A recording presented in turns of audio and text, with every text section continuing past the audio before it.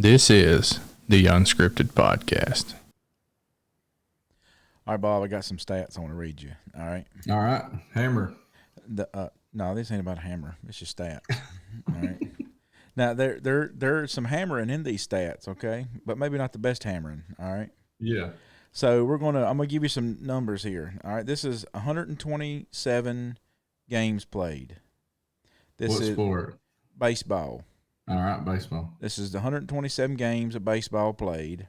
436 at bats. So that's about 4 times a game, give or take 3.8 in my mind. I'm doing the numbers. Batting average of 202, when the league average, as of 7 months ago, was 249. So Yeah, 202. Okay. yeah, 202 batting average. That means 20.2% of the time they would get a hit when they would get on come to the plate. So the league averages about 1 in 4, not 1 in 5. They had 3 home runs in their career, 51 RBIs, 30 stolen bases, 114 strikeouts, 51 walks, and 11 errors, fielding errors in their career. And this is at best kind of subpar average, you know. I mean, Yeah. but I will say that And this is professional baseball, right? yeah, this is MLB stats. I mean, you know, you're still talking about the best of the best. You're not going to see Chris, you know, with a 202 batting average. You know, even at my best baseball playing days I ever had, I never would have had a 202. You know, because when you remember when we were boys, how everybody played baseball. You know, and then everybody played football when you got bigger. And yeah, they were having to cut kids from the little league team. You know, now it's like we just need we need a warm body and right center. yeah, I mean it's just because everybody played baseball because it didn't require anything but a glove. You know, Yeah, I mean, right. how many of us didn't have a Rollins glove growing up? You know, Yeah, exactly. And so but you know you nobody played soccer, by the way. I just want to preface that. You know, I never knew anybody that played soccer growing up. Did you know anybody that played soccer growing up, Bob? Well, yeah, we did. Wow. Yeah. So communism had already made it to your part of Tennessee? Communism had already made it, and I mean, I was involved in communism by the time I was 10 years old. So. Wow. Well, communism had not made it. Yeah, we played travel ball. It was real fun because you played travel communism ball soccer. Travel soccer ball, and wow. and what was neat is we had a really good player on our team called Brandon Chain, and so our go-to play was give the ball to Brandon, and he dribbles all the way down, and boom, he'd score every time. And all we had to do, I just sat back. I was a fullback. I wasn't a runner, you know. I'll tell you how anti-communist playing soccer that I am. I don't even know what I'm equating those positions to football. You know, but I'm hearing basketball. To American football, right? Yeah, American football. I'm hearing you talk about being a fullback. Like, okay, you're the guy that just runs up the middle and dribbling. Yeah, and dribbling. So this guy is that. What does that mean? He's a forward, you know? And he's a forward. Yeah. There you go, Chris. You know a lot I communism. Yeah, there you go. Yeah, I know a lot about it. And so it's just like when you tell your wife when she says about how long's a foot, and you go like you have to do like that. Mm-hmm. Like, okay, you know, I just need you to tell me a reference number. And I just need to see something. Yeah, exactly. And so, you know, these are pretty, you know. So, I mean, yes, I knew people that played soccer. I'm sorry. Yeah, I played I bet your mama fed you GF too, didn't she, Bob? GF? Peanut butter. I bet you didn't get to eat. I don't know. I just knew we had peanut butter. Yeah, I bet you didn't get to eat Peter Pan growing up. It just. No, we ate Peter Pan. We probably ate Peter Pan and GF. So GF's communism? No, I just think that you just had an unhappy childhood now. You know, I just thought you had a good I didn't know that, you know, because soccer just hadn't made it to the mountains of Virginia. I'm glad that we got to play normal stuff like football and baseball. We played football. We played baseball, basketball. We played that too. Hey, listen, I'm going to tell you right now, there's probably guys that. Ben, Chris is just mad because he couldn't play 4 sports. That's what it was. Yeah. Listen, I hope those guys are listening to the podcast, but there are guys that we literally used to bush hog the field and practice our short game in golf with. I mean, we would bush hog spots in golf. So you're gonna dog soccer, but yet you play golf. Yes, exactly. Listen, when Tiger Woods started playing golf, you know that changed the way the kind. It's like let me give you some stats, okay? Let me just give you some stats before back to the stats. Yeah, let me give you some stats before I mess this So we're up. talking about a subpar baseball player Yeah, here. but I'm gonna give you some stats now, some other stats. All right. Okay. All right. 6-time NBA champion, 91 through 93, and then 96 through 98. So not 6 times independently. I know who you're talking about now. All right, go ahead. And 6 times NBA Finals MVP, 91 through 93, 96 through 98. There's a break in there. NBA Most Valuable Player, 88, 91, 92, 96, 98. 14-time NBA All-Star. 3-time All-Star Game MVP. 10-time NBA First Team. NBA Defensive Player of the Year. Rookie of the Year. Rookie All-First Team. NBA Scoring Champion 10 times. NBA Steals Leader 3 different times. Slam Dunk Contest 2 times. AP Athlete of the Year. SI Sports Person of the Year. NCAA Champ 1 time, 82. National College Player of the Year, 84. 2-time Consensus All-American. ACC Player of the Year. ACC Athlete of the Year. First Team All-ACC. ACC Rookie of the Year. McDonald's All-American. They retired his number 3 different times. They retired it from Chicago when he was at the Bulls. They retired it from the Heat when he was at Miami, and they retired it from North Carolina when he left Chapel Hill. Ben, you know what word Chris is looking for right now? What? The GOAT. GOAT. You know, he never Greatest played of at all Miami. time. That's how good he was. Just think about this. You know, They retired his jersey, and he never played for that team. just think about how good you have to be, right? So now let's go back. They retired his jersey in Miami, Michael Jordan's jersey? Yes, absolutely. You know, when LeBron was there, they retired it. That's why they retired it, because LeBron wanted to wear it, and he was like, they're like, oh no, son. So Jordan never played there. No, Jordan Did never. he coach there? Nope. No, Why did they retire a number 23 jersey? He was that good. he was that good. and LeBron tried to wear the number, and they're like, nope, you can't do that, right? I mean, so here's the thing, all right? So just think about this. I remember, Bob, as a teenager. Now, I don't know if those guys are listening or not, but maybe they can chime in. It'd be great if they're listening, because I hope so. But I remember bush hogging the field and being worried that one day my daddy or somebody around me was going to show up with a cow that had a blockage in its intestine. It was going to be a golf ball. I was worried to death about that, where we used to smash golf balls, and I mean every day, smack golf balls, because we wanted to be, you know, Tiger Woods, when he started playing ball, he became he became the guy that really put the PGA on the map. I mean, I never watched. I mean, I had a couple uncles and stuff like that had money that played golf, but it was just like a boring old white guy sport to me. You know, I never saw the fun in it, but watching Tiger play, I mean, he was a highlight reel. Well, you look back at these stats, okay? You look back at these stats, and these are Jordan's MLB stats, and these are Jordan's NBA stats, right? What you know is that Jordan is the guy that, until then, I mean, the NBA was, I mean, it was a it was a well-known basketball league. It was the premier basketball league in the United States. All those things. He's the one that put it out there. Yeah, he's not only just franchise. I mean, he's signature, right? Right. I mean, it's like, you know, until then, it's like hockey. Whatever word you want to use to describe it, that's what it is. I mean, well, you think, Bob, like, I mean, for Pete's sake, like, I know people that like hockey, like my neighbor, you know, lives 2 houses up from me, Andrew. He loves hockey. I forget which team it is, the Red Wings maybe, or something like that. I don't know what it is. And you can call him. And Bob, do you know when they play the Stanley Cup? Do you know when they do that? What time of year? it's like in the spring. Like did you see what you had to do? I don't know if anybody's watching this show. Yeah. If they're watching it, Bob looked off he hit the Q button. You know, right, but that's still not, that Q button wasn't going like. And yeah. Would you bet on that? Right? You know what I mean? Like, would you bet? I wouldn't bet on it. Yeah, I just remember, like, I've gone to a few Predators game, and like it's a thrill. It's a lot of fun to go watch. I'm not doubting that at all, and I'm not even saying soccer is not a thrill. Right? Yeah. I'm just saying that what I'm getting at is that, you know, those guys, hockey still has not had its great, you know, to where, I mean, I know we had a Wayne Gretzky, the great one, but like that he didn't Name a current hockey player in the NHL now. Yeah, exactly. You know, or the effect. Now, I'm not. Listen, all you hockey fans, don't get mad at me out there. All right.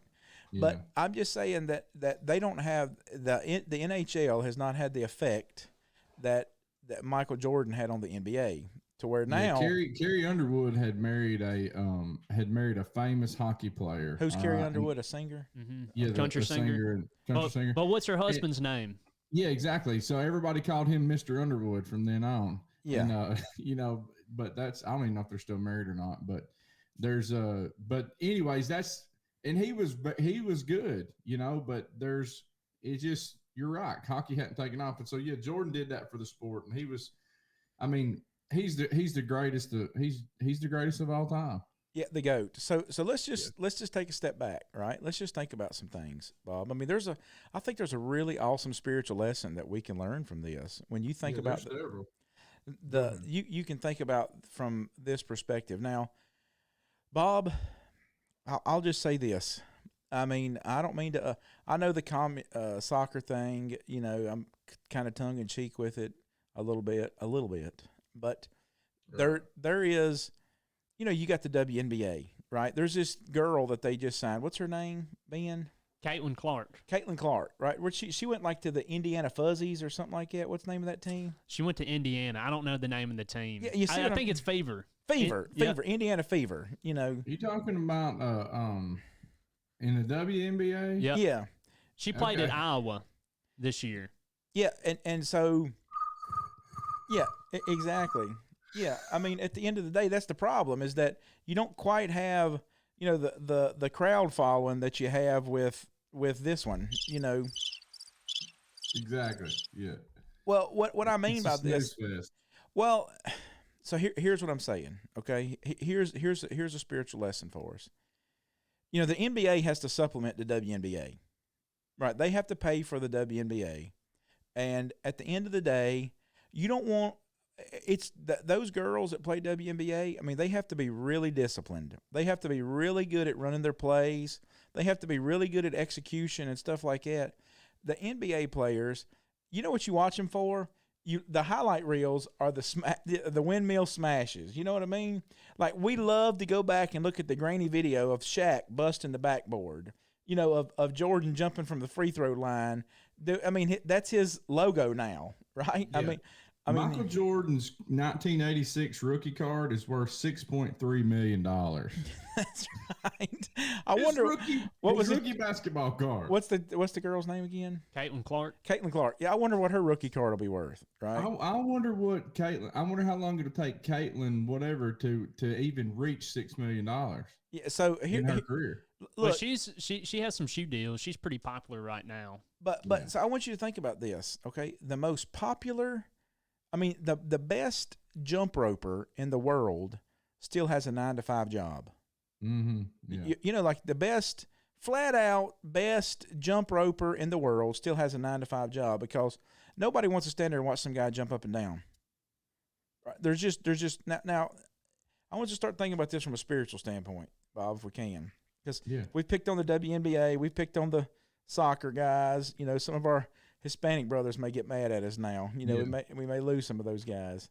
Te amamos, hermanos. We love you, brothers. Yeah, we love you. But we're sorry.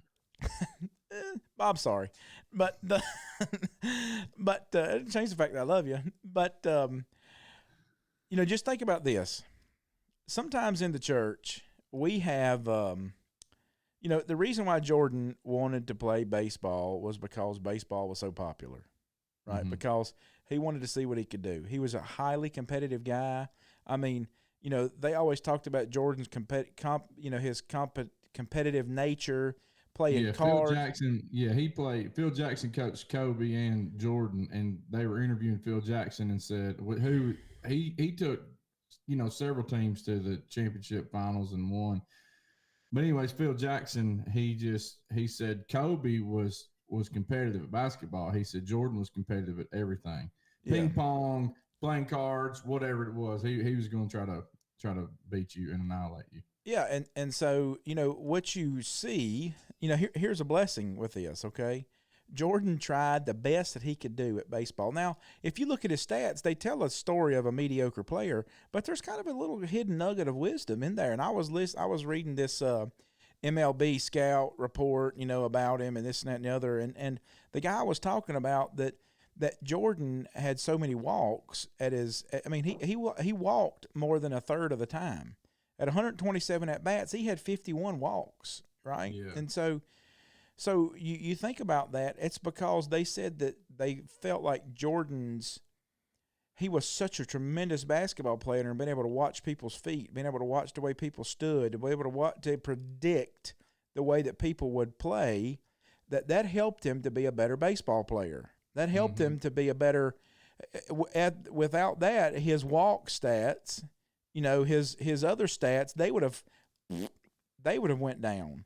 Well, it was because of his abilities over here that Jordan could do these things in here. Well, on the same side of the coin, Jordan was not a good baseball player, but he was the best basketball player. He was the best at what he could do. He defined the market for what he did, and he's the one that really is the person that you think about synonymously when you think about NBA. So what is a spiritual lesson for us then, Bob? What are some things you can think about the spiritual lesson for us? Well, the first thing that I think about is, all right, Jordan, he was the best, but he also had to have Pippen and Rodman and Luke Longley and Steve Kerr and Judd Butchler, but Phil he took Jackson. he took all those nobodies, Phil Jackson to draw these things up. And so even though he was the guy on the court, he couldn't do it all himself. And that's one thing that, that the church really thrives when every part's doing its share. And that's you may not be the Jordan, but you think about John Stockton, how good he was. I mean, he fed Karl Malone the ball for years. I mean, and the assist that he had. Jordan's got more rings than he can fit on one hand, but so does John Stockton. Yeah. So does Pippen, right? Yeah. And Pippen was like, he was very good, but he was so underpaid. Like that's been, if you ever watched The Dance, that was a big thing that they talked about with that. But anyways, that's the first thing that comes to my mind is Jordan couldn't have did it himself. If you give him the ball all by himself and against five guys, average NBA players, they would have shut him down. And so he had to have somebody he had to be able to pass the ball. He had to be able to have transitions and so having four other players put him in the position of doing things. And so you have to think about, there's a lot of people that listen to our podcast that are preachers, but then a lot of them aren't. There's a lot of people that listen to our podcast that are they're just like me and you were, Chris, like we were just Christians, and that's what we desire to be. We're just Christians that preach now. But the idea though is that your preacher can't do things without you. Your congregation can't do things without you. And that was one thing I was talking to our church Sunday. I said, what if you're when people are baptized into Christ and they say, well, I don't know if I want to come to church on Sunday night. Here's the thing, bro, you don't have a choice. right? When the Lord not only saved you, but Did you preach that Sunday morning or Sunday night? Huh? Did you preach in this? the morning? Because I preached the same. Sunday morning. I preached the same thing Sunday morning. Okay, maybe the Spirit was working, in both of us. But you don't have a choice in the matter. Like you can't. When the Lord, He not only cleansed your sins, but He added you to His body. You can't take off from the body. Yeah, my analogy was I just broke it into two things, a couple categories, and what hangs in the balance, and what hangs in the balance is where you park your car at, and what hangs in the balance of, I just used you, your family, and the church, where you park your car at, and so where you park your car at on Sunday morning, on Sunday night, and on Wednesday night, and I just said, we're fixing to have our fish fry. Anybody here in Hattiesburg, May the 11th, Saturday, come get you some of the best fish you can ever put between your teeth for free here in KW. And they're not asking for a donation. This ain't like a backdoor thing. You can come through the back door, but you just gonna get fish there. And but where you park your car at, there's a lot that hangs in the balance with that. It's not just about, and here's, I went as far as to say this, and that where you park your car at, if you quit parking your car there, you die. We've been doing this estate planning, Jessica and I have, and just trying to figure out what happens if we go stone dead tomorrow. And you just have to play that from a purely, plan those things. Yeah, it has to be a purely non-emotional decision, but if I died tomorrow, I said, listen, what if you died today and 8 people took your spot? And 8 people took your spot and they had to scramble to figure out what you're doing. You had been parking your car at the right place too. And I said, because just as important as the driver's seat is the passenger seat. If you're not taking somebody with you to do those things, you're not being successful in it. And so, a co-pilot, a fishing buddy. I mean, however you want to call it, and that's such a blessing to have. When did you say the fish fry is? May 11th. Why you May think about 11th. holding off for your not holding off. You had to coming down to get the stuff for VBS. Yeah. Well, that ain't but an extra week if you think about it. When's y'all's VBS? No, I gotta. Yeah, our VBS is coming up. It's gonna be in June. So okay. But no, I got stuff going on that day. But yeah, so that's don't put everything on your leadership. Your elders can't do it by themselves. Your preacher can't do it by themselves. There's no doubt, Bob, that some people are it's just the way things happen. Somebody's going to be out front, right? That's right. Yep. And that's fine. And you know Mark Pritchard, right? He gone on a couple of trips or whatever to Honduras. Well, Mark and Jenny had moved down here to do on business years ago. Well, all their family, their kids are established back up in Kentucky, up there at South Green Street. And so Mark has been an elder in the church here for years, but they're moving back to Kentucky to be with their family. Well, there's only 2 elders in the church. And so Dad stood up, last Sunday or whenever it was, and he said, I can't serve by myself, and, as an elder. And so somebody's going to have to step up. And that just kind of the same thing is that we have to be preparing not only our kid, we don't only have to raise our children to be elders in the church one day, and elders' wives, preachers' wives, but we need to be helping raise people that's going to go with them. Yeah. I mean, carry the load. Well, you think about that scenario in Matthew chapter 5, about this, here's the thing is that you're the salt of the earth, right? Verse 13, but if salt loses its flavor, how shall it be seasoned? Once you take away the Na, from salt, the base thing that makes it salt, and you've mixed it up so much, you could, Jesus is using this, one of these probable impossibilities, right? You got what I'm saying? So he's using this idea that because salt is a base, Na is a periodic table of the elements scenario. You can literally go down to the molecular structure, and I'd have to look at the atomic weight and all the molecule arrangement, blah, blah, blah, of what it is to make up what it is to make up the element of salt, right? You could go down and do that. He's not saying literally, how do you change something that is one. Yeah, he's saying once you lose your effectiveness. Yes, exactly. Once you've mixed everything else in with the salt, once you've got the sand mixed in with the salt, the practice kind of in that day was that, that's where we get the term salary from. Bob's salary, Chris's salary, Ben's salary, your living wage is your salary. It comes from the word salt, because they were paid in salt. When I was a boy, a man worth his salt. A man worth his salt, all those things. And kind of the practice was that, if I paid you 100 pounds of salt, Bob, for whatever reason, and then if you put in 2 pounds of sand in it, well, you just increased your yield 2%. You got 102%. Well, if the next guy throws in 2%, the next guy throws in, before long, you're going to end up with sand. And so Jesus uses this analogy: you're the salt of the earth.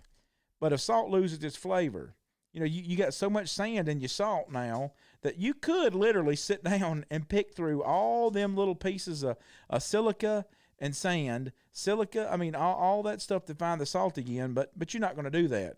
He says, how shall it be seasoned? It is then good for nothing, but to be thrown out and trampled under the feet by men. It's just sand again then. It has no value. So you look at, there's this idea that I've got this responsibility to be salt. I've got this responsibility to be, the next one is you're the light of the world. A city on a hill can't be hid. No man lights a light, puts it under a lampshade, but rather takes it off. I mean, you look at the way all this stuff works, and Jesus is saying that he's not saying that there's an option there. He doesn't say if you are the salt of the earth. He says you are the salt of the earth. He doesn't say if you are a light of the world. He says you are the light of the world. And so what we have to realize is that my salt, my light, it's a powerful thing. You know, Jordan, he was a powerful basketball player, but he was a pitiful baseball player. And so you look at his stats, and that what that means is that his light was best shine in the NBA. Your light, you may be a spotlight, you may be a match, and you might be a lighthouse. You know, here's something, I'll tell you this. At work, they went through, and industry always has this tendency to do this. So if we had to have these special lights that if you dropped them, they were shatterproof and all this and that and other, so you would never drop something, it would fall down in, I don't want to mention what we did, but it would fall down inside of what we made. Something that was very important and special. Yeah. So none of the pieces would ever fall down inside of it. Well, the problem with that is you already have these parameters you have to work in, right? It has to have these resistant ability things. It can't break, it can't bust, it can't shatter. Well, what they would put was all their focus into making it not that, making it not shatterproof. Well, then what you ended up with was a light that was about as strong as 2 box matches. And so you turn it on. Nobody can see. Yeah, you can't see nothing with it. It won't worth a hoot, you know? I mean, you shine it from here to your hand, and you don't have anything. And so, you know, we got frustrated with it, so nobody used those things. Well, then what they did was they went the other way, and they found these lights that when you turned them on, we all got these lights that when you turned them on from me to my hand, they were so bright you couldn't see anything then. You know, it was too bright. It was too bright. And so, you know, they looked at it and were like, okay, well, what we need is more lumens. Yes, we needed more lumens, which is the brightness of a light. But that's not what we needed. We needed the special kind of light. We needed a specific kind of light and a specific kind of those things. And that's just because we understood the environment that we worked in. So we had to discover and learn what was the proper amount of light that we needed. Well, you see, that's the problem, is that Jordan had to learn that he had the proper amount of light for the NBA. Jam up, the best kind he can have. He had the proper amount of light for the NBA, and he did not for baseball, MLB. I never got to watch Jordan play a basketball game, but when he played for Birmingham, it was the Stallions minor league team. The Birmingham, I forgot the name. I think they had It was associated with the White Sox. Yeah. They were a black and white team. You know, I remember the colors. I remember his jersey. But he played on that team, and we went to watch the Nashville Sounds. You know, we sat in the nosebleed section of the Nashville Sounds just so we could see Jordan. Nashville Sounds. SOUNDS. Yeah, they were. Yeah, because the country team. music. Yeah. I just thought they was saying Sam's. Okay. Yeah. Sound. Yeah. And so we're sitting on and so Jordan, we got to watch him do batting practice. You know, he had his helmet off and shiny bald head out there. He didn't. Yeah. You know, he's out there hitting batting practice, and then, we got to see Jordan run from home plate out to the fence and back, kind of warming up. And then he sat in the dugout. Well, then about the 7th inning stretch, like they walk him out to the bullpen.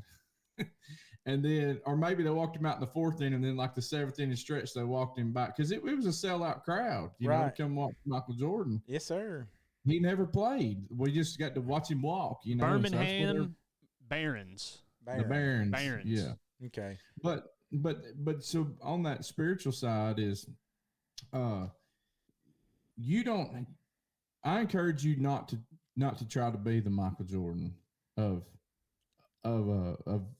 the church, and the reason is because that's just going to leave so much it's going to really leave room for Satan. But you know, Jesus said, "I'm the light of the world," but then he also told the church that you're the light of the world, and so we're to be the reflection of that light, right? And really and truly, Jesus was the man. He was the Christ, the Messiah. He was the one, but he left the gospel spreading to the 12. He left it to people who were salty. He left it to people that were going to take it, who would have zeal, but they weren't perfection. And so you don't have to be perfection. You don't have to be the Michael Jordan of the church to be effective.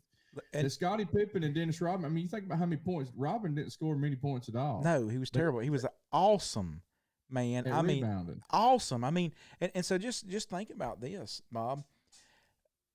If the church needs a Jordan, God will provide that way. Yeah. That's what I mean by this, is that if the church needs a Jordan, God will provide that way. And you don't have to seek out to be that guy. I promise you that God has always provided what we needed when we needed it. When Israel needed a deliverer, they got Moses. When they needed somebody to take his spot, they got Joshua. Mm-hmm. When they needed, I've been reading the Judges, and you go back, I read them every day for the last week, and you go back and look at some of these guys, and like God does, that was a weird period in Israel's history, man. And you go back and look at some of those things that God chose this guy to be a deliverer of Israel. And like you see, he's kind of the worst guy he can be. And then at the end of it, you really just get the message. And God chose him to be a deliverer of Israel. Really, what God was after was Israel's deliverance. He went after that guy's glory. Now, that guy ends up getting center stage. Yeah. But it's not because of his greatness or his. You look at all of Samson's failures. That's right, exactly. None of his warrior prowess or anything. You think about like Ehud, that's what I call him. I don't know if that's the pronunciation. We might get Gary Bennett to actually tell us that, or Tom. Sure, but yeah.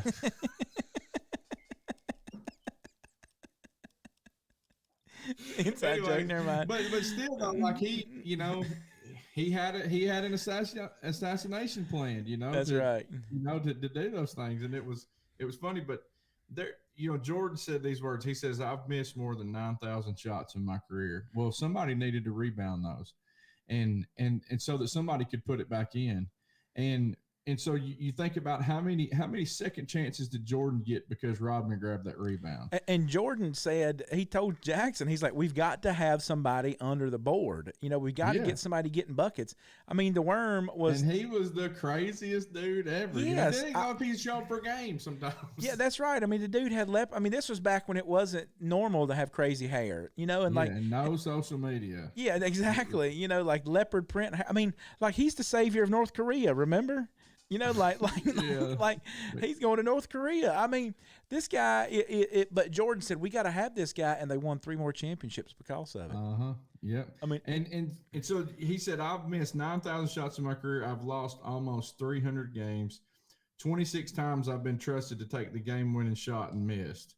I failed over and over and over again in my life, and that's why I succeed. And so you're going to fail at bringing somebody to the gospel. You're going to fail at answering a question correctly for somebody. But don't allow that to keep you from doing what you're supposed to be doing. God picked, you think about this, that in Acts 4, they perceived that Peter and John, this is one of my favorite verses. We'll use it some on the podcast here, but when they perceived when they saw the boldness of Peter and John and perceived that they were uneducated and untrained men, they marveled and they realized they had been with Jesus. But by the time you get to Acts 17, when they're in this region and they're going to attack the house of house of Jason because Paul and them were there, they said those who have turned the world upside down have come here as well. And so they're trying to drive them out of the region. Well, it was untrained and uneducated people that just decided that they were going to be salty and they were going to go spread salt. They were going to go be the light in the world. And reflect the light of Jesus to others, and man, like the power in that is because Jesus, he could conquer it himself. He's going to come back and be the conquering king, riding on the white horse. It's already conquered. Revelation 19. It's already conquered, yeah. And he's going to show that he's conquered it when he returns. And the armies in heaven are going to follow him on white horses. And today, you have a message that's already conquered whatever it is that somebody's facing. Bob, there's another, and those make me think about this, something that's a powerful part of this. And when I played baseball, we had this kid that it was coach's son, and he had a rocket arm on him. And I mean, when we were playing Little League, I mean, he was throwing this thing. I was a catcher. He could throw this thing like a rocket, but you know what he could not do? What? He could not throw it straight. I mean, I chased this guy's balls all over behind the plate. I mean, he could not get this right. And eventually, Everett was the coach's name. Everett had to tell his son, "You stink at this. You can't do this anymore." And what they learned then was that he could rocket that ball from outfield. He could rocket that ball from shortstop to first base, right? Because everybody wants to be the pitcher. I mean, that's that's what or everybody wants to be the quarterback. I don't know what you do in soccer. What's the premier spot? Kick it in the goal. Yeah, the goal kicker guy, whatever that guy's name is. Forward, wing. Yeah. When I played in middle school, the high school coach or the football coach coached it, and the game plan every game was, "Hey, we're going to keep it on our side of the field, and we're going to kick it in the goal." Yeah, we're going to give it to Brandon Chain. That's what we just would do. Well, so Here's Brandon. Here's a blessing, Bob. So let me just tell our listeners something, and I hope that they'll understand this, that you may use this as a crutch, but don't let this be a crutch. Because sometimes people will say things like, "That's really not my talent. That's really not my cup of tea. I tried that and it didn't work." Well, I can tell you this, that Jordan didn't just try it and it didn't work. He tried as hard as he could for as long as they would let him, and then they finally just had to say, "You're holding us back. This ain't Go back to the NBA." Yeah, go back for the bigger ball. This ain't where you're going to be the best at. There's a blessing in failure, Bob. Mm-hmm. There's a blessing in being able to accept that I'm not good at this one thing. And you know what that does? That if you have seriously did it, that's exactly right. If you have seriously, now I'm like I hear people say like, "Well, I'm just not good at personal Bible studies." Neither was I. I wasn't either. In fact, I've stunk at it. Yeah, I'm just not good at teaching class. Neither was I. Bob, we've done this podcast so long that I don't even see the camera or think about this anymore. Do you? I mean, it just don't even hit the radar. It probably drives other people crazy because I look at you instead of looking at the camera, and I don't know. So. Yeah, I'm just saying, like, I don't even think about this anymore. I mean, I've been here for so long doing this now that being in front of a camera does not bother me. Being in, but when COVID hit, we were going. I mean, how many takes did you try to do? My stars for the TV preaching. I mean, and then it's for TV preaching. Then you get up there and you talk the whole time, and it's like, I didn't even hit record that time. Yes, exactly. And that was the good one. That was the good one. Yeah. Yes, and so you put it on there, and it's got 11 views. Yeah. Yes, exactly. Well, yours is get 22. You don't think about it. You don't think about it. I'll throw you off. But I'm saying there's a blessing in learning that you stink, right? Because there may be some things that you realize, like we've all heard the story of Jordan getting cut from his high school basketball team. Oh yeah, I mean, poor coach, man. Yeah, I mean, if he's still alive, he's still living with that. And listen, I'll just tell you this: Tyler Hansbrough, he's an announcer for Carolina or a radio for one of the radio networks there. I forget which. Nobody cares. Well, Tyler Hansbrough played at North Carolina. He was a championship Tar Heel. Right, right, and he because of Jordan, right? No, Tyler Hansbrough played at North Carolina. I mean, he's only we're talking less than 12. I have to look back at the years because they run together for me. Okay. But Tyler Hansbrough he's probably 30 years old now, something like that. Maybe early 30s. He played at North Carolina. He was hands down. Like I was watching an interview with Roy Williams. They were just talking about because Hansbrough would get out there and he would give it his all. And they asked Roy Williams because like they had a video of Hansbrough in the parking lot, like right beside the Dean Dome. There's a big flat open parking lot, and you have to pay to park there, because if not, it's all hills. It's Chapel Hill. It's all hills. You got to walk from a mile to whatever away. And when you play basketball, it's always cold weather time, and so you're liable to be freezing your hind parts off just to get to the game. So they got the big parking lot where you can park your car at if you want to pay the extra for it. Well, they had a picture of Hansbrough in the parking lot. He had made him a harness, okay, to put on this harness. And Hansbrough was out there in the parking lot, and he had an Expedition, a Ford Expedition, and he was pulling that Expedition around that parking lot after practice time was over with. And they asked Roy Williams, because they were just talking about his sheer work ethic. They're like, Roy, have you ever seen anybody that worked as hard as Hansbrough? He said, one guy. He said, who's that? He said, the GOAT. Now, you think about that. Hansbrough, he went to the NBA. I think he played for the Pacers for a couple years, and he went to play in the NBA for a while.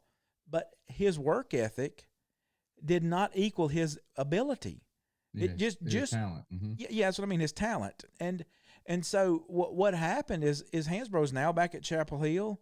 He's some kind of, like I said, you have to look it up. I don't remember exactly what he does there now. But he's commentating. He's calling. Yeah, he's that's exactly. He's like the Chapel, the Tar Heel Network guy. Not the ACC or, I mean, we're talking like on down the pipe here. You know what I mean? Like that Saban is going to be on ESPN. You know what I mean? Like they're going to give him an ESPN. Yeah, but Bob Kessling is at the Vol Network, and unless you listen to the Vols, you don't know who Bob Kessling is. Same way Georgia Bulldogs have been really good. And even Alabama football has been really good. There you go, Jessica. But at the same time, like, unless you listen to their network, you don't know who their guy is that calls the shot. But Hansbrough was, according to Roy Williams, he coached with Dean, he coached Jordan, he was there for championship games, and he said nobody works as hard as Hansbrough. He said he's on the same plane as Jordan. Well, here's the blessing, Bob. Tyler performed at the best he could ever perform at, the level he could.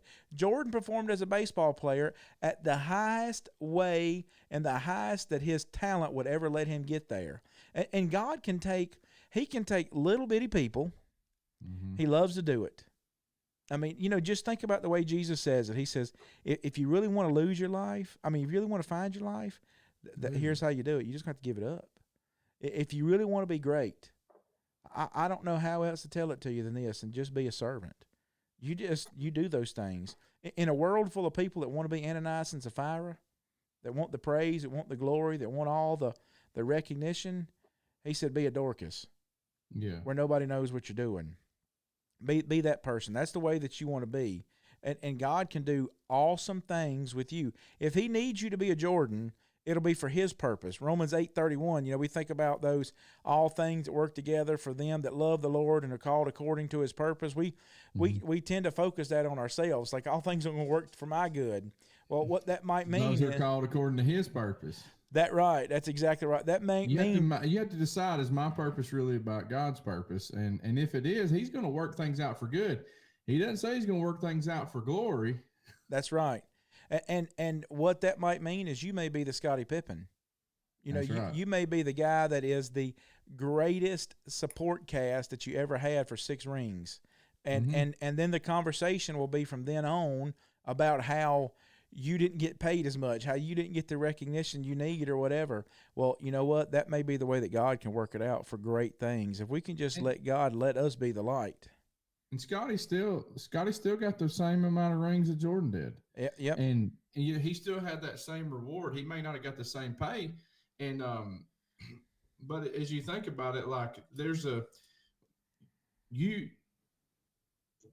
and let's say that you are the Michael Jordan of your congregation, all right?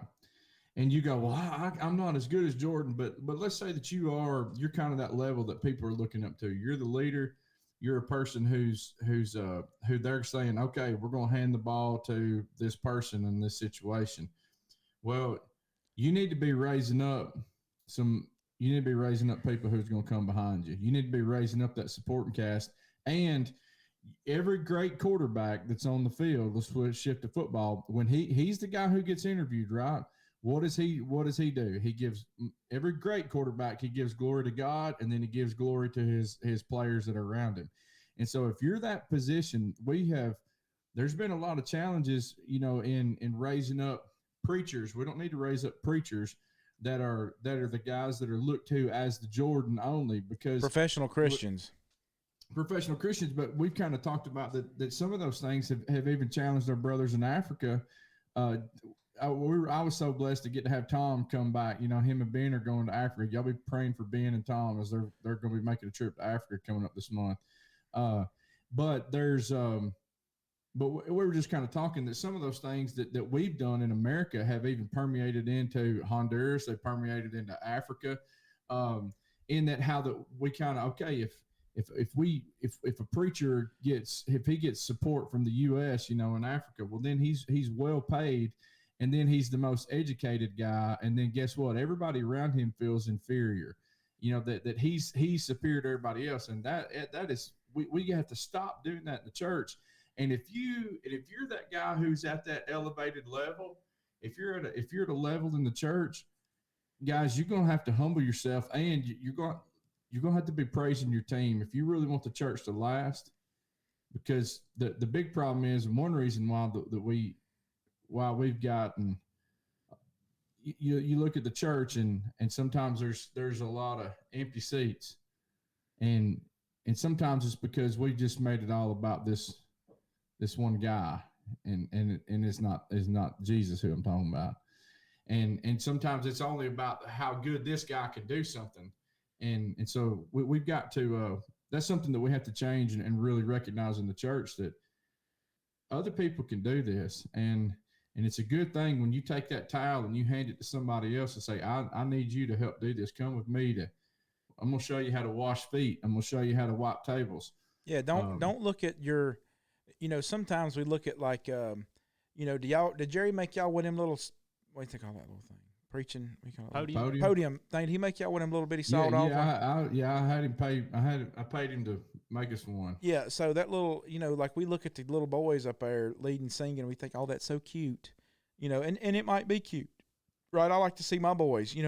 We made them a pulpit that from the time they were diapers they've been using, and we even talked about, like, Jessica, we were talking about like the things that we need to save from their childhood. That's the one thing that we want to save, is the pulpit that we made for them that they used.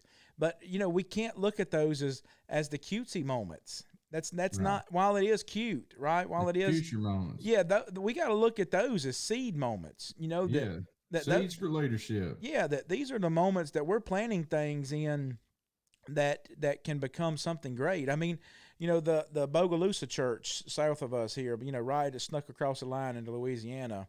They contacted us about, wanting to help them out. Their preacher there had to leave, and you may even know who that is, Bob. And but he had to leave there. Not there's any problem or anything like that, but they want to know if we could send somebody down there the second and the fourth Sunday to preach. Well, we were meeting with the shepherds about this, and their kind of philosophy was that, most of the time at KW, we really don't, and please take this, for exactly what I'm saying, if you're listening to this as an audience, that there's far too many churches that are on hospice, and they're dying, and unfortunately, there's probably not a way for that particular membership, given their age or their spiritual desires or anything like that, for one person to go in and be able to breathe life into the congregation and do it. And not that it cannot happen, but for us to spend our limited resources that we have here, well, we looked at our congregation and said, who are the guys that we can think about that would be the ones that we're going to send down there, to be able that can learn then better how to get up in front of an audience, and be be that training ground for them. Yeah, because you need, and it's not about us teaching our men how to be better preachers, right? Because it's, if we think that the value of the message is incumbent upon how good of a job the preacher does, then that's what we put the emphasis on, is how good the preacher is. It's about courage. Yeah, it's about, and that's what I told the guys. I told Alan, I told Frederick Wilson, he's going down there, and Jeremiah Stafford's going down there. We've already got those three guys lined up, and and like I talked to Frederick and Alan. I was with Alan until he's got his grandpa's, just some family problems, end of life stuff. And so it was a late night last night, and we're just talking about those things. Just remember, that Bob can I really can remember about. Please don't take this the wrong way, but I can remember about 5 sermons that you preached here. You understand what I'm saying? Mm-hmm. Yeah, right. And I know that you would amen that for me. You can remember about 5 sermons that I preached here. And it's not that that's because we're ineffective as preachers. It's not because we're ineffective or speakers maybe. It's not those things that are important, right? It's the constant push. It's the constant drive. It's the constant, just inching forward. Well, I told those guys, listen, people won't remember half at what you say. And I'd say that to them just to make them feel good, because they won't remember 10% of what you say. Mm-hmm. But what they will remember is that you're out front. They'll remember that guy's been in front of me and he's taught me the Word of God. They'll remember the example that you're setting, because you're doing it because you want to raise your family. You want to see the church to grow. You're not just looking for some kind of a position or authoritative spot in the church. That's what they'll remember, is that you think there's so much value in the church that I'm going to invest my time in it. That they'll remember those things. And so in years to come, when the church is looking for new elders, it won't be scrambling saying, well, Daddy's dying, who's got the wheel? What's the plan now? They're going to say, I remember Ben Craig getting up. They're going to say, I remember Bill Frame. He's gotten up and giving those Wednesday night devotionals. That's right. And those are two guys who were elders in the church. They weren't the guys who were always out front. They were that supporting cast. They were stable. They were strong in their faith. And guess what? When they would give lessons, Chris, they were sound, but they weren't life-changing. Right. They were just about, here's the facts about the Bible. But sometimes that's all that people need is the facts. And so they know, okay, this person knows the facts, they're sound. And so therefore I'm comfortable with them being part of this leadership group. So, anyway, so that's one thing, but some of the things that you were saying generated some thoughts with me that courage level for that next group, for those guys to go, man, that's such a training ground. And I remember when I started preaching, the first time I got up to actually share the Word of God with somebody, I was going to share 5 minutes on the blood of Jesus before, kind of in the middle of one of my older brother's sermons. He said, hey, why don't you speak for 5 minutes on the blood of Jesus? Man, if you could have put a generator between my knees, I could have generated enough electricity to fire off New York City for about 3-4 days. And so I was so nervous, and I know I messed it up. I can remember I think it was Carson that got up one of his first times to get up. He told us to, and I think Aiden did this as well. They get up and they say, I want you to turn over to this verse. And then they give you the color on it, but never read the verse. Right. They're so nervous about it. Now we see our boys, how much that they're growing in their faith. Well, yeah, I was talking on the Lord's Supper kind of regularly at our congregation, my home congregation. And then I preached one sermon. Well, there was people in our church who believed in me. And so guess what they did? They talked about it to somebody else. I remember getting a call from a preacher another member from another congregation wanted me to come preach. And I was so nervous about leaving my congregation to go. There was 8 people in that Bible class. The first Bible class I taught, there was 8. The first Bible class I taught as a youth minister, there was 1 person, 1 soul. And the first sermon I preached that was outside of my home congregation, there was 13 people. But guess what? Those people were generous. They were loving. They were supportive and allowed me to cut my teeth as a young person trying to grow my faith in the gospel and sharing the gospel. And man, those opportunities, so you think about, okay, well, there's 12 people. Those 12 souls are important wherever that, or 20 souls in Bogalusa or however many it might be. It's important. But as you said, it may be hard to go and breathe life into that, because KW has done that before at congregations where they had 12 and now that congregation's got 6, and we sent guys over for 2 or 3 years trying to boost them up. And the idea is that one guy can't do it. Jordan can't do it. That's right. And so, the big thing is for us is that, ultimately, man, we'll all write our own stats, right? And And no matter what, even if Jordan was the worst NBA MLB player ever, he still played at the top of the game, right? Mm-hmm. And he still did the best that he could do. So, what God wants from you is the best that you'll give him. That is the whole purpose of this whole picture of sacrifice throughout the pages of the scriptures. God has always wanted the best that you'll give him because he can do great things with whatever you hold back, God can't do anything with. And so what you've got to see is that I can give God my best. I can work as hard as I can. And if I need to be a Michael Jordan, well, then I'll get my MVP jersey. But if not, you know what I'll be? I'll be the guy that if they just let me sell, wouldn't you love Bob, to be the concession, the guy selling popcorn at like one of those, the 96 Bulls NBA Finals? Man. Oh, I mean, absolutely. Wouldn't you just love to be there for the excitement? I'd love to be the guy going down there mopping up, their sweat off the floor. Yeah, the little squeegee guy. Listen, I remember taking Aiden. Okay, like this will tell you how it is. I remember taking Aiden. I got pictures of Aiden on the foot at Chapel Hill. They got a museum beside the Dean Dome, and there's a section of the floor that they've got in there that's got the little Tar Heel foot on it. I've got pictures of Aiden where he's only old enough to sit up yet. And it's so small that when they're just starting to sit up, like you can't even let them sit up long. This is hardwood floor, right? Like I had to take the picture. I need the Bopsy chair. I had to take the picture and then run over there and make sure that he didn't fall over, right? So I remember Aiden was so little one time that we were watching a game at Chapel Hill, and they'll send out, like when somebody falls and they get sweat on the floor or whatever, and that Aiden was going to run out. He was those little kids that were out there, part of the Rams club or something like that. And I was like, Aiden said, man, I'm watching the guys play, and Aiden's like, I would love to be one of them boys that wipes up that stuff.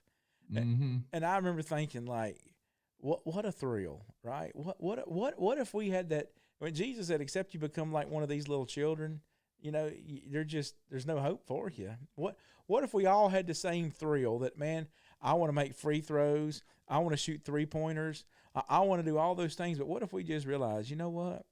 I want to have the same zeal to be able to just wipe up the sweat, the nastiness off the floor. Would that change the church? That's powerful. And that's I got two quick things, and I'm sure you probably got some more, before we close up, but I know we're trying to wrap up. But I want our audience to think about this, that 2 Corinthians chapter 8 and verse 12. It says, for there is first a willing mind. It is accepted according to what one has, not according to what he does not have. And I know in the context there, it's talking about giving. Well, you got to think about giving more than just your resources and your money. And the most what verse precious is that? 2 Corinthians 8 and verse 12. 12, okay. For there's first a willing mind that is accepted according to what one has and not according to what he does not have. And so what you have, the treasure that you have with the gospel today, wherever you're listening at, the truth that you have, that's the most precious thing you can give to somebody else. Plant a seed with it. And Jordan had a love for the game. And that zeal that he had, you talking about if the church had the zeal to wipe up sweat on the floor just to get around the game that's there, and the reward that's in heaven, and but we understand there's challenges that's in the church, and there's things that need to be done. How important is it to take the trash out? Well, there was a real dirty job that had to be done last Wednesday. It was this is kind of funny too in a sense, but man, we're a country church, and you know what happens like in the spring and wintertime. Well, in the wintertime, man, we've had some mice that have gotten into church. They've been getting some life in the church at Capitol Hill, so there's more goldfish, and we got biscuits on Sunday mornings that people bringing biscuits, so there's biscuits crumbs and that kind of thing. Well, we've had to put out some poison, so we've had some dead mice that have showed up, that bubbled up, and one of them got in the stinking in the basket and got the stinking, and it was the Secret Sisters basket. So they got the Secret Sisters ministry, where they come and they leave gifts for each other or whatever. Right. Well, How nice is it to get in a Secret Sisters basket and there's a treasure of a dead mouse, sitting in that thing. Well, guess what? Somebody's got to take that mouse out, and so that's a dirty job, dirty jobs with micro, and it's a dirty job. Well, so you think about it. What were you think on that Wednesday night? What do you think was the most important job in the church?